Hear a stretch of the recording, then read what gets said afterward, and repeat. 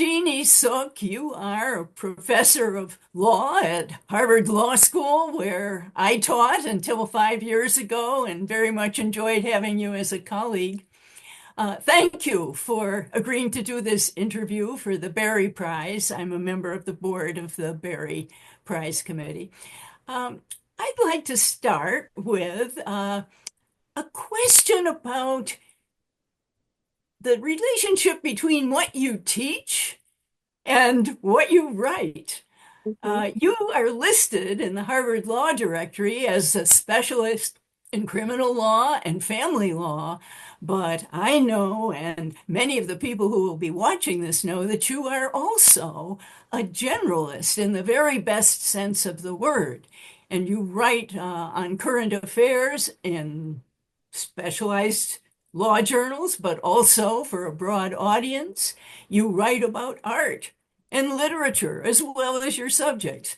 So I'd like to focus here, just at least at the beginning, on your two specialties, criminal law and family law.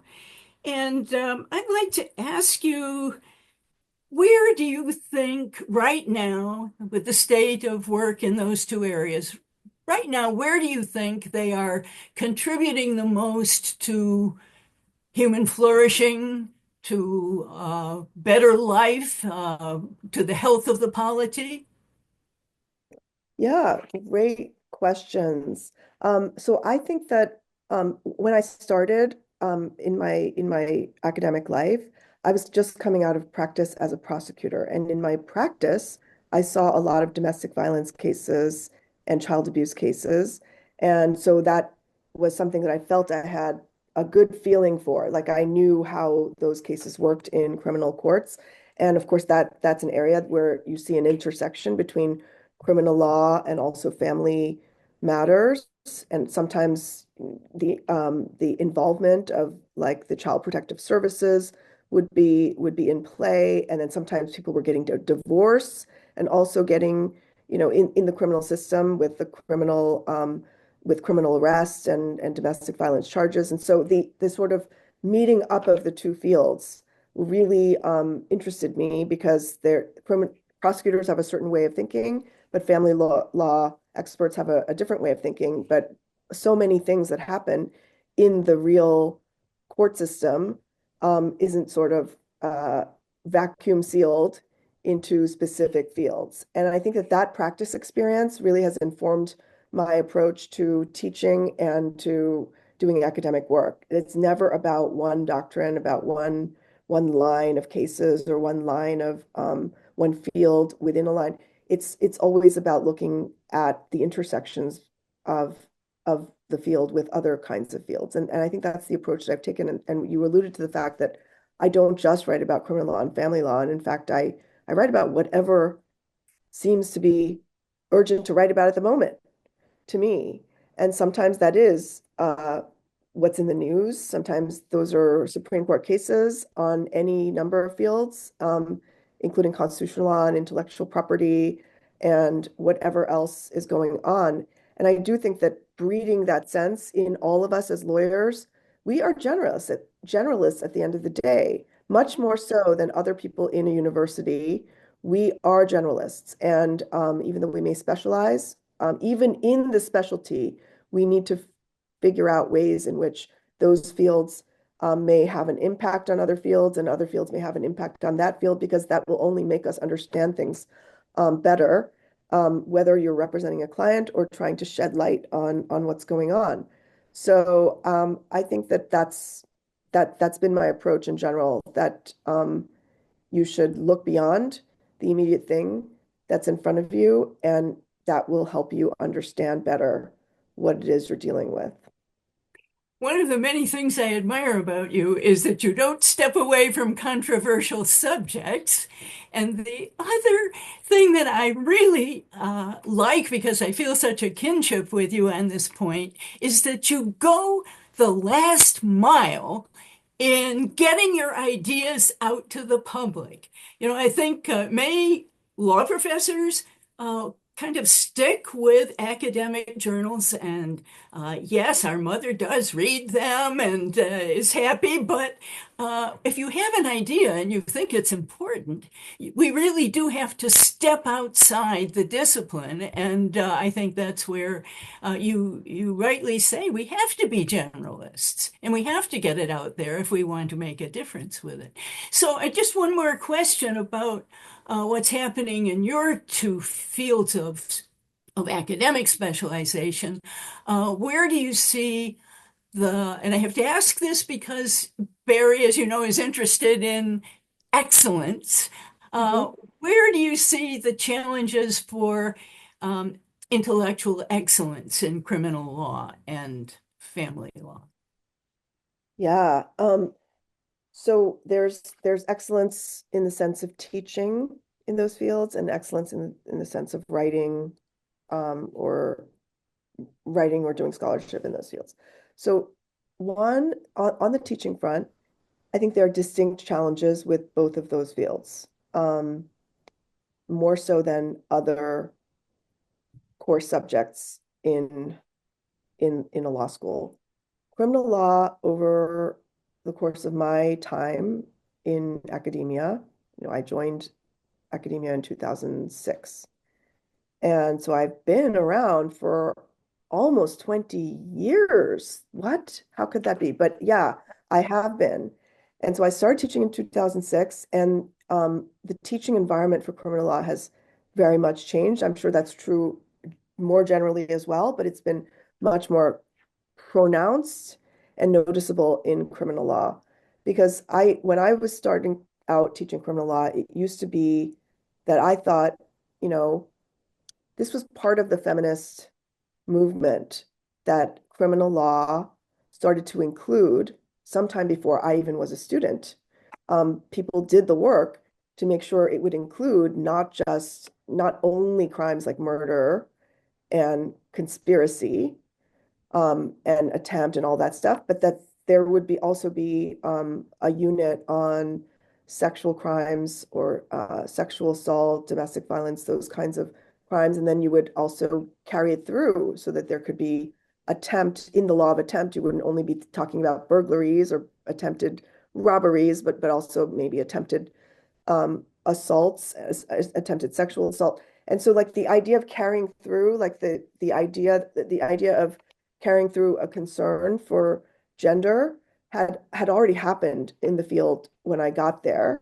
And so I was arriving just teaching criminal law as it stood at the time in terms of the case books and what curricula tended to include. And it did have a robust discussion of subjects that had been considered either insignificant and therefore not included, or just too hot to handle and too awkward. And, like largely male teachers obviously felt more kind of uneasy about touching some of these subjects. So we've got an influx of female teachers and of teachers who are now thinking, well, there's more to criminal law than just murder and conspiracy.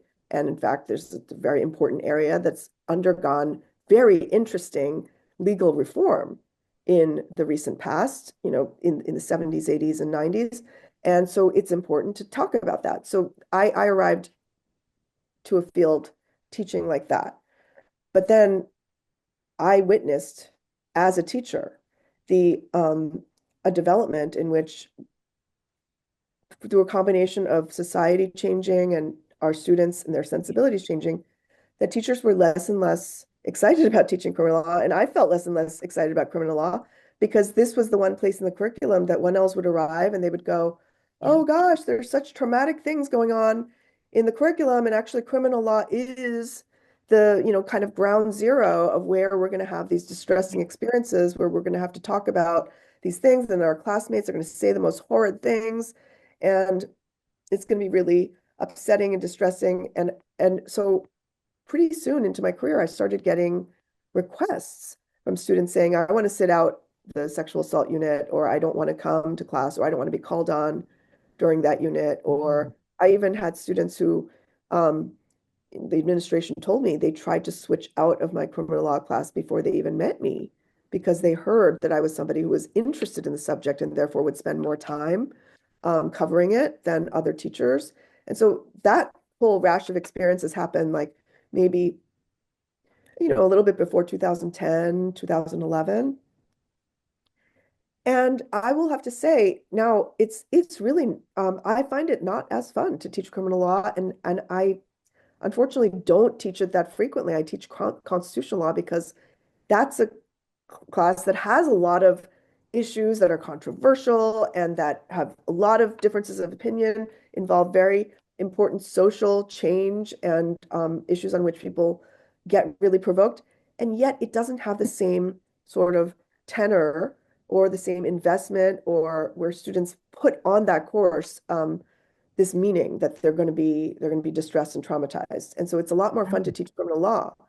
It's a lot more fun to teach constitutional law than it is to teach criminal law. So I've gravitated toward teaching that subject. But I think that one of the big challenges to excellence in this field is the touchiness, the difficulty of managing emotions. It's very easy for teachers to kind of say, oh, students don't want to be called on, and so like, why should I call on them during this unit? I don't believe in treating subjects as exceptional. I think if you have a teaching methodology, you should be rigorously applying it. And so I don't actually say, oh, for sexual assault, everyone's allowed to opt out and you don't have to be called on unless you volunteer.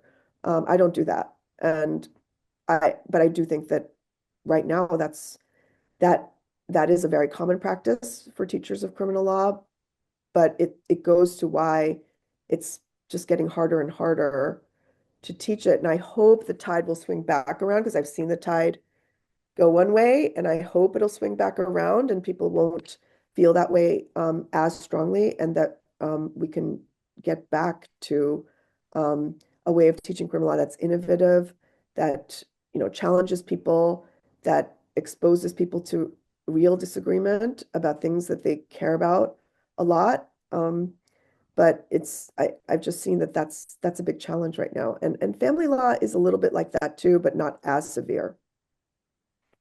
You're raising that subject leads into a question about what is happening in universities generally right now.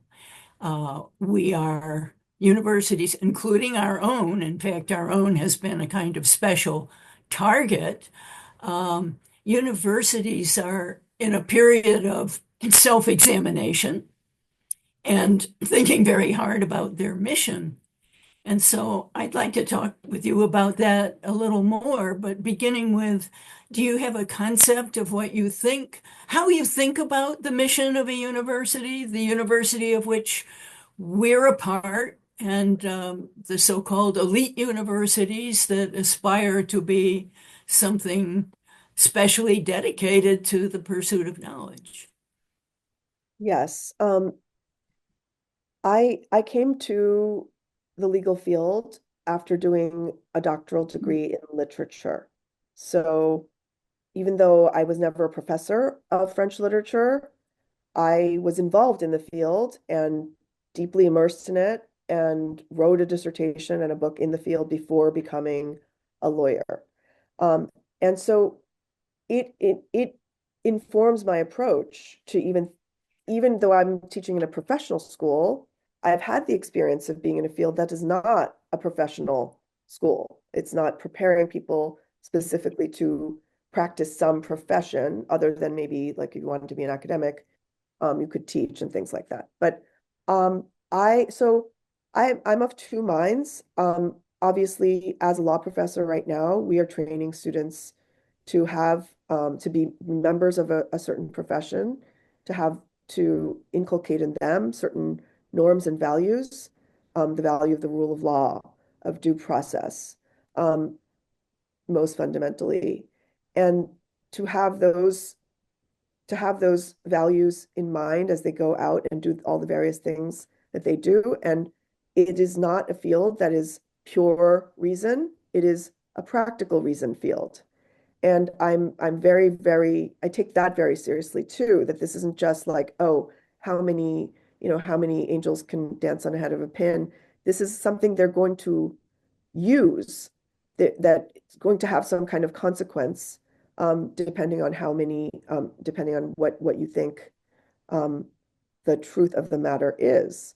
And so I think I generally think of education that way, that we are training citizens, not just lawyers, but general citizens to be part of a society that and that's going to shape the society. Like the people we train are going to go out and they're going to practice their different professions. They're also going to have um, values that they're going to put into action.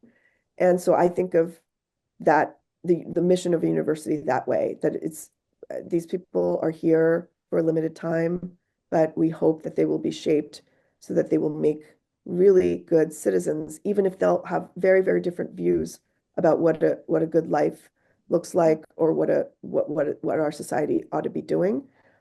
Now, if I were in the French literature field still, I think that I still would think of it that way. I don't, I'm sure that there's a variety of differences in how our colleagues in the humanities and the sciences think of what they do.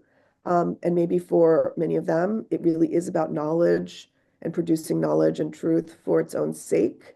But I ultimately have this kind of like streak of utilitarianism in me, and enough of that to feel that even a lifetime training students in how to do literary analysis or philosophical reasoning ultimately is going to affect what kind of society we have. And that's the bigger picture, I think, of what universities are doing. And that's what we need to protect. So it seems like universities in this period of self-questioning and self-examination, we think a lot about the quest for knowledge, and we also think about our responsibilities for being useful in the world. And one question I would have about that is, how do you think do you think that we're, as far as the public at large is concerned, are are do you think that concept of the quest for knowledge, the fearless quest wherever it may lead and whatever difficulties it may cause for you, do you think that that is appreciated as much as the idea of getting a degree that will be useful? Hmm.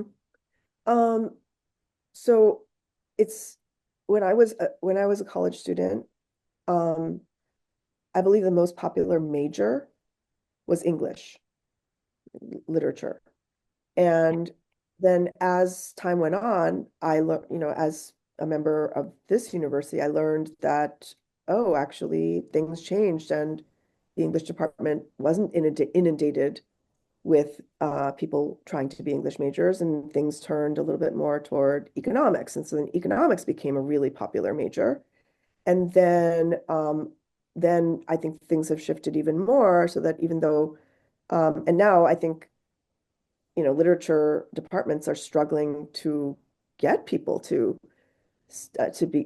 declare a major in that field. It's not just that it's not as popular. It's actually like, oh, we only have a few, and that's a really big change. And then we have computer science coming onto the scene, and that being an extremely competitive, very popular major.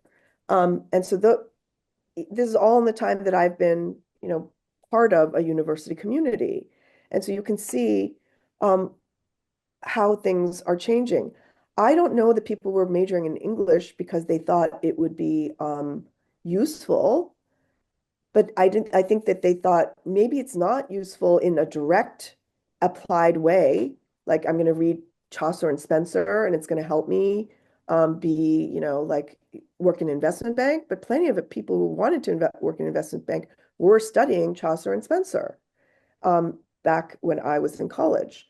And I think that's less common right now. People do think of college as more of a pre-professional experience where they should be doing something that will be useful to them in a career that they hope to enter.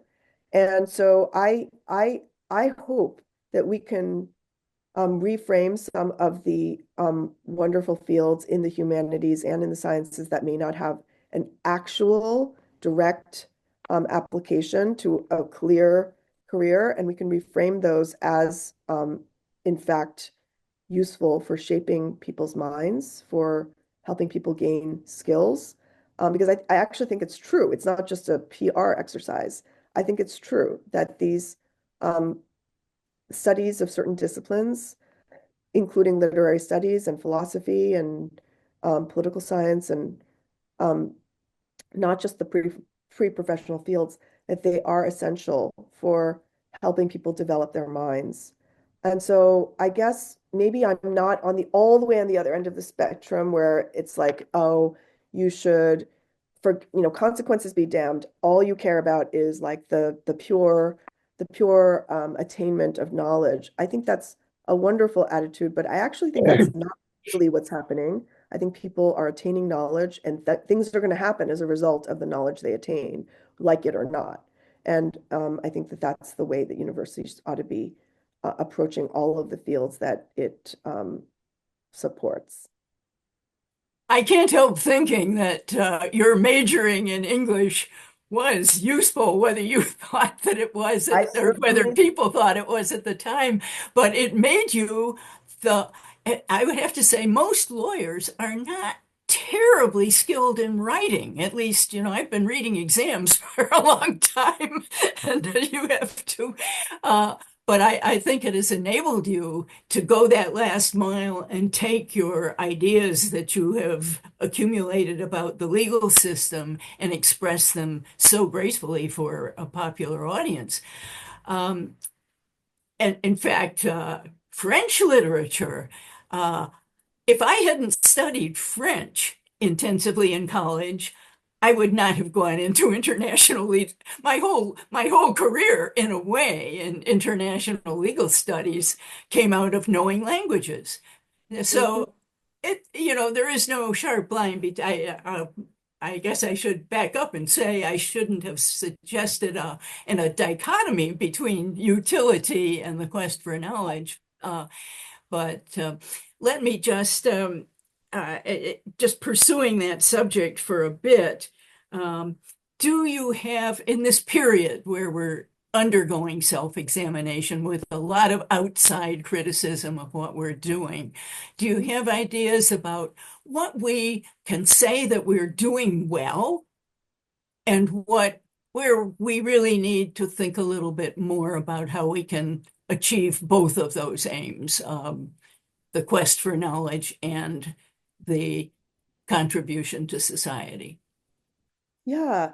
So, Marianne, the you mentioned this going the extra mile and explaining to people outside of your field or even outside of academia. I think that one of the things that universities get a bad rap for is some idea that we're doing a bunch of things that don't have any application in real life or that an ordinary person wouldn't care about. And we're spending a lot of time sort of navel gazing and things like that. And in a way, I see since I have been in academia in the last 20 years, what I see is because of the rise of social media and of all kinds of students and professors being able to talk directly to audiences, regardless of whether they, get a book contract or get a magazine publisher, you know, um, there is more in the way of talking directly to the public and of publishing in a mode that's not just directed to specialists in your field who have to know all the jargon. And I think that's a good development in that we are taking our teaching, when we teach students who are first year law students, we would not teach them the exact same way we would teach people who've been practicing law for 20 years. Um, you have to understand they're extremely smart, but they are first year law students. And then you teach that way. And if I'm going to talk to even someone who's less advanced, like a 12-year-old, who has the ability to think well, but doesn't have all of the skills and the education, you're going to explain, if you're going to say, like, what's the separation of powers? You're going to explain that to a 12-year-old. And honestly, if you cannot explain complicated ideas to someone who is 12 years old and smart, I don't think you understand it that well yourself. Yeah. So I think that I think it's a good development that more academics are thinking that their responsibility is not to some obscure set of colleagues who have some esoteric language, but that they need to translate what they're doing, both for their students and then also the wider public who can be people who are wanting to learn from you. And I think that's a good thing.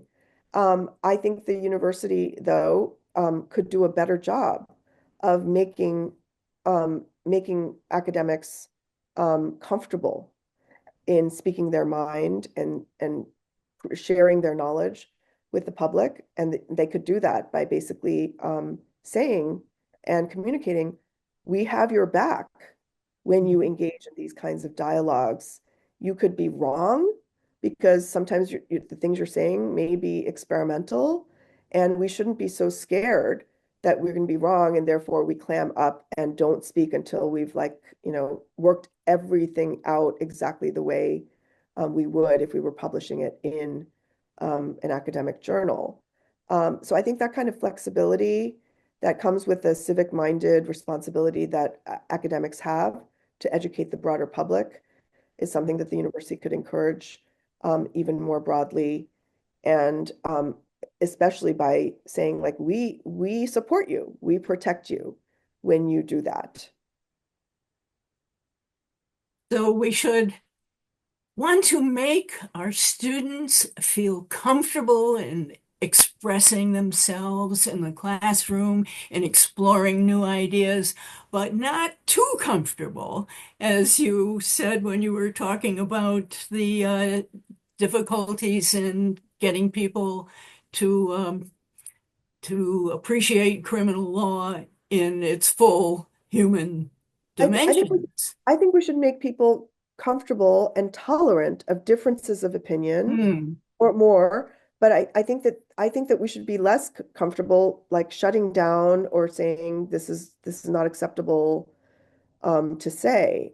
I think the balance is a little bit, you know, in flux right now, and I hope that we will reach a better equilibrium where people are a little more comfortable. Right now, the students, more than at any time in my teaching career, are are not eager to say what they think. And so Yes. I generally don't rely for the discussion on students volunteering their opinions. I will structure the discussion so that I will say, okay, what do you think about this opinion? Or, okay, what did Justice Scalia say about this opinion? And what do you think of that? I will very structure, I will structure the questioning so that we can get there, because if I leave it up to volunteering, you won't really get a good, robust discussion anymore. And so we have to reacclimate our students and the general public to expressing themselves in a way that is rational, that is tolerant of difference,